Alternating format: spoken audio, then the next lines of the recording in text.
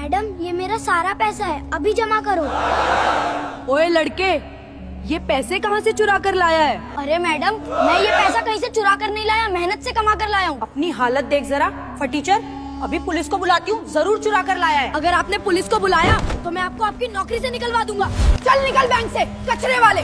तेरे जैसे कितने आते हैं यहाँ।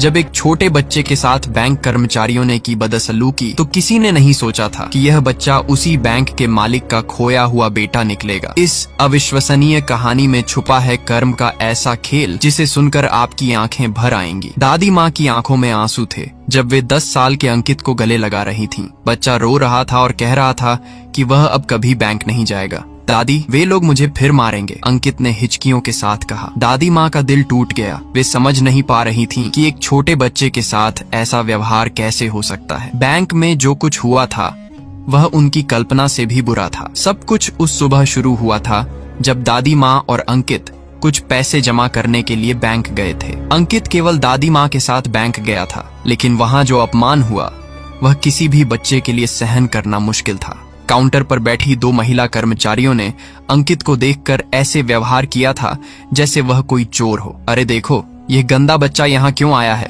पहली महिला कर्मचारी ने अपनी सहेली से कहा। लगता है भीख मांगने आया है या फिर कुछ चुराने का प्लान बनाया है। दूसरी महिला ने हंसते हुए कहा, हाँ, इसके फटे पुराने कपड़े देखकर तो यही लगता है। ऐसे बच्चे अक्सर शैतानी करने आते हैं। लेकिन इन महिला कर्मचारियों को क्या पता था कि जिसकी अभी वह मजाक उड़ा रही है, आगे चलकर वही बच्चा उनके लिए काल बन जाएगा। अंकित दादी माँ की साड़ी का पल्लू कसकर पकड़े हुए था। उसे समझ नहीं आ रहा था कि इन औरतों ने उसे चोर क्यों कह दिया। उसकी मासूम आंखों में आंसू आ गए थे।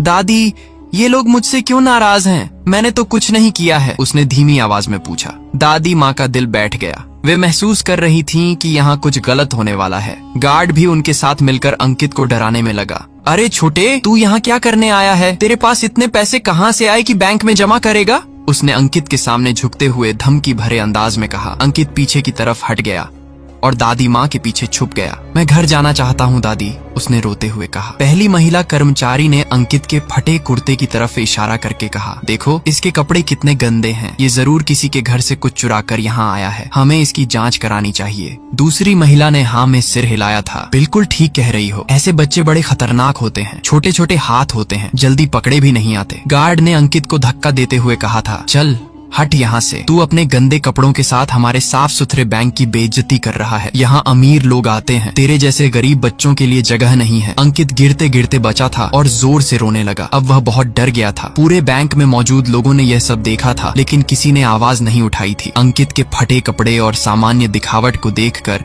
सभी ने मान लिया था कि यह गरीब बच्चा यहाँ कोई गड़बड़ करने आया है। कुछ लोग हंस भी रहे थे जैसे ये कोई तमाशा हो। दादी माँ ने हिम्मत करके अपना पुराना बटुआ निकाला जिसमें कुछ नोट थे। साहब, हमारे पास पैसे हैं, देखिए, हमें जमा करने हैं, उन्होंने कहा था। लेकिन पहली महिला कर्मचारी ने बटुए को देखकर हंसते हुए कहा, अरे ये क्या है? इतने कम पैसे लेकर यहाँ आई हो? इतने में तो हमारी फीस भी नहीं होगी। दूसरी महिला भी हंसने लगी। हाँ, और यह पैसे भी पता नहीं कहाँ से चुरा कर लाए हैं। इसी समय एक कोने में बैठे व्यक्ति ने अपना मोबाइल निकाला। वह राजेश कुमार था, एक स्थानीय पत्रकार जो बैंक में अपने कुछ व्यक्तिगत काम से आया था। उसे लगा कि यह घटना गलत है और इसे रिकॉर्ड करना चाहिए। वह चुपचाप पूरी घटना रिकॉर्ड कर रहा था। अंकित को प्यास लगी।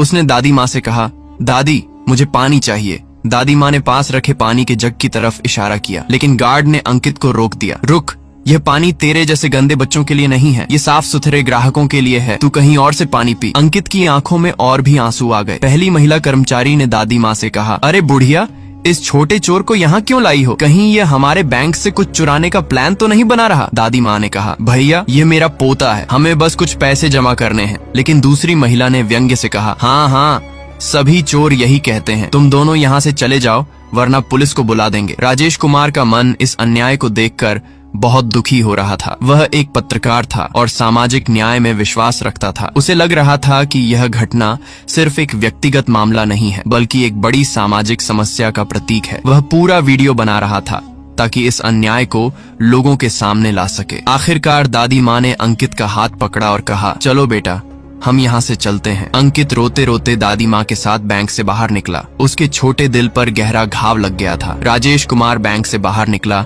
और दादी माँ तथा अंकित के पास गया। आंटी जी, मैं राजेश कुमार हूँ, एक पत्रकार। अंदर जो कुछ हुआ है वह बहुत गलत है। क्या मैं आपसे इस बारे में बात कर सकता हूँ? राजेश ने विनम्रता से पूछा। दादी माँ ने उसे देखा। उनकी आंखों में अभी भी आंसू थे। बेटा, हमने कुछ गलत नहीं किया था, हम सिर्फ कुछ पैसे जमा करने आए थे, उन्होंने कहा। राजेश कुमार ने पूछा, आंटी जी, क्या मैं शाम को आपके घर आकर इस पूरी घटना के बारे में विस्तार से जान सकता हूँ? मुझे लगता है कि लोगों को इस अन्याय के बारे में जानना चाहिए। दादी माँ ने सोचा कि शायद ये व्यक्ति उनकी मदद कर सकता है। उन्होंने राजेश को अपने घर का पता दे दिया। शाम को राजेश कुमार अपने कैमरे और रिकॉर्डिंग उपकरण के साथ दादी माँ के छोटे से घर पहुंचा। घर देखकर राजेश का दिल और भी भारी हो गया। ये एक छोटी सी झुग्गी थी जहाँ बुनियादी सुविधाएं भी ठीक से नहीं थी। अंकित अभी भी उदास था और कोने में चुपचाप बैठा था। राजेश ने बहुत प्यार से उससे बात करने की कोशिश की। अंकित बेटा, आज बैंक में क्या हुआ था, तुम्हें कैसा लगा? राजेश ने पूछा। अंकित ने रोते हुए कहा, अंकल, वे लोग मुझे चोर कह रहे थे, उन्होंने मुझे धक्का भी दिया, मैंने कुछ गलत नहीं किया था। राजेश की आंखें भर आईं। उसने अपना कैमरा चालू किया और अंकित का इंटरव्यू रिकॉर्ड करना शुरू किया। दादी माँ ने राजेश को पूरी कहानी सुनाई। बेटा, यह अंकित मुझे आज से 8 साल पहले बस स्टेशन पर मिला था। बहुत छोटा था, रो रहा था, कोई नहीं मिला तो मैं इसे अपने साथ ले आई। तब से ये मेरे साथ रहता है, बहुत अच्छा बच्चा है। राजेश ने और सवाल किए। आपने पुलिस में रिपोर्ट दर्ज कराई थी? दादी माँ ने कहा, हाँ बेटा, लेकिन कुछ पता नहीं चला। धीरे धीरे अंकित मेरा अपना हो गया। राजेश ने दादी माँ के स्वास्थ्य के बारे में भी पूछा। दादी माँ ने बताया कि डॉक्टर ने ऑपरेशन की जरूरत बताई है, लेकिन पैसे नहीं है, इसीलिए बैंक गए थे कि शायद कुछ मदद मिल जाए। राजेश कुमार ने दादी माँ और अंकित के साथ विस्तृत इंटरव्यू लिया। उसने उनकी पूरी जिंदगी की कहानी रिकॉर्ड की। घर वापस पहुंचकर राजेश ने पूरी रात काम किया। उसने बैंक की घटना के वीडियो को एडिट किया और उसके साथ दादी माँ और अंकित का इंटरव्यू जोड़ा। राजेश ने वीडियो का शीर्षक दिया, बैंक कर्मचारियों ने 8 साल के बच्चे को चोर कहकर किया अपमानित। क्या यही है हमारे बैंकों का असली चेहरा? उसने वीडियो को सभी सोशल मीडिया प्लेटफॉर्म पर अपलोड किया और साथ में लिखा कि यह घटना दिखाती है कि हमारे समाज में गरीबों के साथ कैसा व्यवहार होता है। वीडियो तेजी से वायरल होने लगा और हजारों लोगों ने इसे शेयर किया। कमेंट सेक्शन में लोग बैंक की इस हरकत की जमकर आलोचना कर रहे थे। कुछ ही घंटों में यह वीडियो लाखों लोगों तक पहुंच गया। मीडिया वालों की भी नजर इस पर पड़ी और वे इस केस को कवर करने के लिए तैयार हो गए। समाज में इस घटना को लेकर रोष फैल गया। लोग सवाल उठाने लगे कि क्या यही है हमारे बैंकों का व्यवहार? क्या गरीब दिखने वाले लोगों के साथ ऐसा ही सलूक किया जाता है? दादी माँ ने अंकित को समझाने की कोशिश की। बेटा, सब जगह ऐसे लोग नहीं होते, कुछ लोग गलत होते हैं, इसका मतलब ये नहीं कि पूरी दुनिया गलत है। लेकिन अंकित का छोटा दिमाग इतनी बड़ी बात को समझने के लिए तैयार नहीं था। उसके लिए तो बस इतना था कि बैंक एक डरावनी जगह है जहां लोग उसे परेशान करते हैं। दादी माँ का स्वास्थ्य भी ठीक नहीं था। उनको डायबिटीज और हृदय रोग की समस्या थी। डॉक्टर ने कहा था कि उन्हें तुरंत ऑपरेशन की जरूरत है, वरना स्थिति गंभीर हो सकती है। लेकिन ऑपरेशन का खर्च इतना ज्यादा था कि दादी माँ के पास इतने पैसे नहीं थे। वे अंकित के साथ बैंक इसीलिए गई थीं कि शायद कोई लोन मिल जाए या कोई और रास्ता निकले। लेकिन जो कुछ बैंक में हुआ उसके बाद तो उनकी हिम्मत ही टूट गई। अब कोई इलाज नहीं करवाएंगे बेटा, दादी माँ ने अंकित से कहा। अंकित नहीं समझ पा रहा था कि दादी माँ क्यों इतनी उदास हैं और क्यों वे अपना इलाज नहीं करवाना चाहती। विदेश में बैंक मालिक संजय मेहता अपने होटल के कमरे में बैठे थे जब उनके फोन पर यह वायरल वीडियो आया। पहले तो उन्होंने सोचा कि यह किसी और बैंक की घटना होगी, लेकिन जब उन्होंने ध्यान से देखा तो उनके होश उड़ गए। ये तो उनका अपना बैंक था। काउंटर पर बैठी वे 2 महिलाएं उनकी ही कर्मचारी थीं। बैंक मालिक संजय मेहता का गुस्सा 7वें आसमान पर पहुंच गया। उन्होंने तुरंत वीडियो को पूरा देखा और जो कुछ देखा वह उनकी सोच से भी बुरा था। एक छोटे बच्चे के साथ इस तरह का व्यवहार करना किसी भी इंसान के लिए शर्म की बात थी। बैंक मालिक संजय मेहता ने महसूस किया कि इस घटना से न सिर्फ उनके बैंक की बदनामी हुई है, बल्कि वे खुद भी एक पिता होने के नाते इस बात से परेशान थे कि किसी बच्चे के साथ ऐसा हुआ है। लेकिन जब बैंक मालिक संजय मेहता ने वीडियो में दादी माँ की बात सुनी तो उनके पैरों तले जमीन खिसक गई। दादी माँ कह रही थीं कि अंकित उन्हें बस स्टेशन पर मिला था, वही बस स्टेशन जहां उनका अपना बेटा खो गया था, वही तारीख, वही वक्त, वही जगह। बैंक मालिक संजय मेहता के हाथों से मोबाइल फोन गिर गया। उनकी आंखें भर आईं और दिल की धड़कन तेज हो गई। पिछले कई सालों से वे अपने खोए हुए बेटे को खोज रहे थे। पुलिस, प्राइवेट डिटेक्टिव, मीडिया, सबकी मदद ली थी, लेकिन कोई सुराग नहीं मिला था। उन्होंने हर जगह ढूंढा था, हर संभावना पर गौर किया था, लेकिन कुछ भी नहीं मिला था। और आज अचानक इस वीडियो में उन्हें लगा कि शायद यह वही बच्चा हो सकता है। बैंक मालिक संजय मेहता ने बिना एक पल गंवाए अपने सबसे करीबी दोस्त मैनेजर सुरेश वर्मा को फोन किया। मैनेजर सुरेश वर्मा उस वक्त बैंक में ही काम कर रहे थे। फोन आते ही बैंक मालिक संजय मेहता की आवाज में जो बेचैनी थी वह मैनेजर सुरेश वर्मा को साफ सुनाई दी। सुरेश, मैं तुम्हें एक एड्रेस भेज रहा हूँ, तुम फौरन वहाँ जाओ और पूरी स्थिति का जायजा लो, ये बहुत जरूरी है। मैनेजर सुरेश वर्मा ने अपने दोस्त की आवाज में जो तड़प सुनी वह समझ गए कि मामला बेहद गंभीर है। उन्होंने बिना कोई सवाल पूछे तुरंत बैंक का काम छोड़ा और उस एड्रेस की तरफ रवाना हो गए जो बैंक मालिक संजय मेहता ने भेजा था। मैनेजर सुरेश वर्मा जब दादी माँ के घर पहुंचे तो वहां का नजारा देखकर उनका दिल भर आया। एक छोटी सी झुग्गी में दादी माँ अंकित के साथ बैठी थी। दादी माँ की हालत देखकर साफ लग रहा था कि वे बीमार हैं और उन्हें तुरंत इलाज की जरूरत है। अंकित अभी भी डरा हुआ था और दादी माँ के पास चिपका बैठा था। मैनेजर सुरेश वर्मा ने बहुत प्यार से दादी माँ से बात की और पूरी कहानी सुनी। दादी माँ ने बताया कि कैसे वे बस स्टेशन पर इंतजार कर रही थीं और अचानक एक छोटा बच्चा रोता हुआ उनके पास आया। बच्चा अपना नाम भी नहीं बता पा रहा था, सिर्फ रो रहा था। दादी माँ का दिल पसीज गया और उन्होंने बच्चे को अपने साथ घर ले जाने का फैसला किया। उन्होंने पुलिस में रिपोर्ट भी दर्ज कराई थी, लेकिन कोई सुराग नहीं मिला।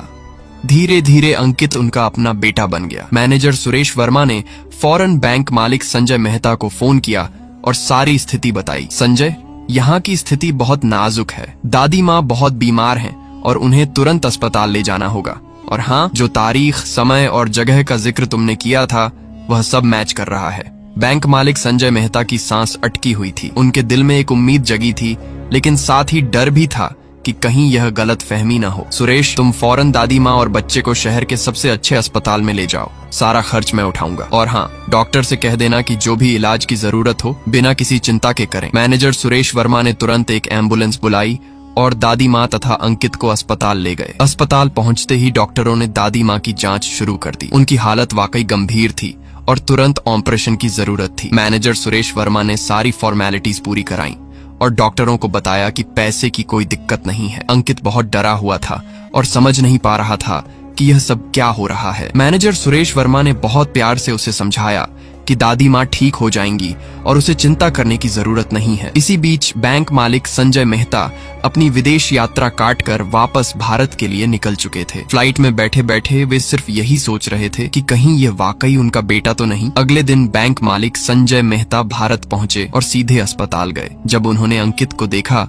तो उनके आंसू रुक नहीं रहे थे। बच्चे के चेहरे में उन्हें अपनी पत्नी की झलक दिख रही थी, वही आंखें, वही नाक नक्श, लेकिन वे अपने दिल की बात को दिमाग से कंफर्म करना चाहते थे। उन्होंने डॉक्टर से कहा कि डीएनए टेस्ट कराया जाए। डॉक्टर ने समझाया कि टेस्ट के रिजल्ट आने में कुछ दिन लगेंगे, लेकिन बैंक मालिक संजय मेहता अब इंतजार करने को तैयार थे। इन सालों में वे इतना इंतजार कर चुके थे कि कुछ दिन और सही। दादी माँ का ऑपरेशन सफल रहा और वे होश में आईं। जब उन्होंने अस्पताल के महंगे रूम और बेहतरीन सुविधाएं देखी तो वे हैरान रह गईं। मैनेजर सुरेश वर्मा ने उन्हें समझाया कि एक अच्छे इंसान ने उनके इलाज का खर्च उठाया है। इसी बीच बैंक में हंगामा मच गया था। वायरल वीडियो की वजह से मीडिया वाले बैंक के बाहर जमा हो गए थे। लोग सवाल पूछ रहे थे कि बैंक मैनेजमेंट का इस घटना पर क्या रुख है। वे 2 महिला कर्मचारी और गार्ड जिन्होंने अंकित के साथ बदसलूकी की थी, वे अब डर रहे थे। उन्हें एहसास हो रहा था कि उनसे बहुत बड़ी गलती हुई है।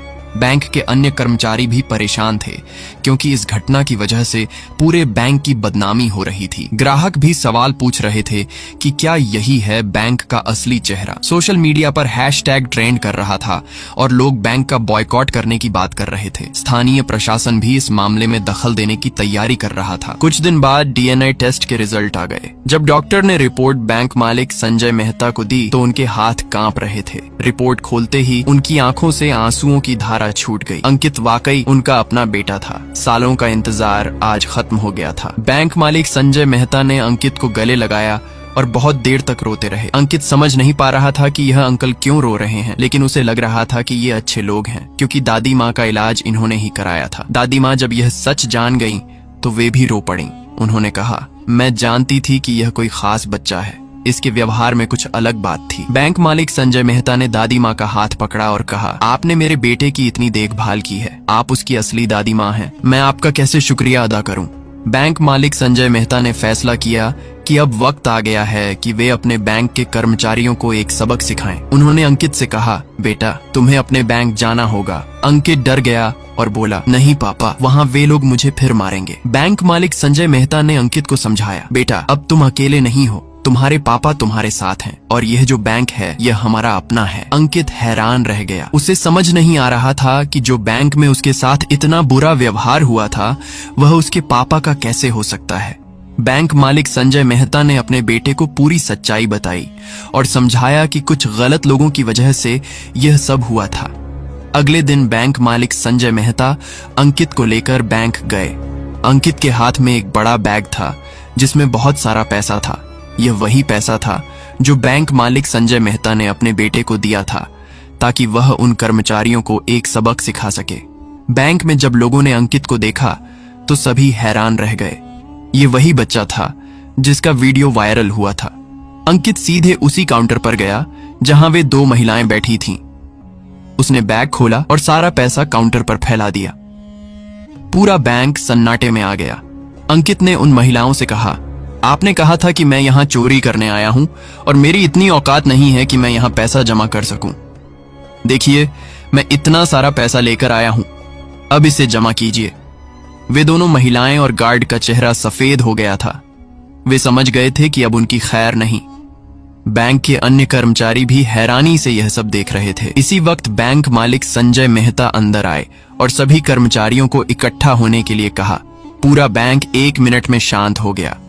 बैंक मालिक संजय मेहता ने सबके सामने घोषणा की कि अंकित उनका अपना बेटा है और जिन कर्मचारियों ने उसके साथ बदसलूकी की थी उनकी तुरंत छुट्टी कर दी जाती है। उन्होंने कहा, जो लोग एक छोटे बच्चे के साथ इस तरह का व्यवहार कर सकते हैं वे हमारे बैंक में काम करने के लायक नहीं हैं। पूरे बैंक में सन्नाटा छा गया था। कर्मचारी हैरानी से एक दूसरे को देख रहे थे। जिस बच्चे को वे गरीब और असहाय समझ रहे थे वह बैंक के मालिक का बेटा निकला था। वे दो महिला कर्मचारी रो रही थीं और माफी मांग रही थीं, लेकिन बैंक मालिक संजय मेहता का फैसला अटल था। गार्ड भी घुटनों के बल गिरकर माफी मांग रहा था, लेकिन बैंक मालिक संजय मेहता ने कहा कि अब बहुत देर हो चुकी है। उन्होंने सुरक्षा गार्डों को बुलाया और इन तीनों को बैंक से बाहर निकलवा दिया। इस घटना की खबर तुरंत मीडिया तक पहुंच गई। बैंक के बाहर खड़े रिपोर्टर्स और कैमरामैन यह सब रिकॉर्ड कर रहे थे। समाचार चैनलों पर यह खबर ब्रेकिंग न्यूज बनकर चल रही थी। बैंक मालिक का बेटा निकला,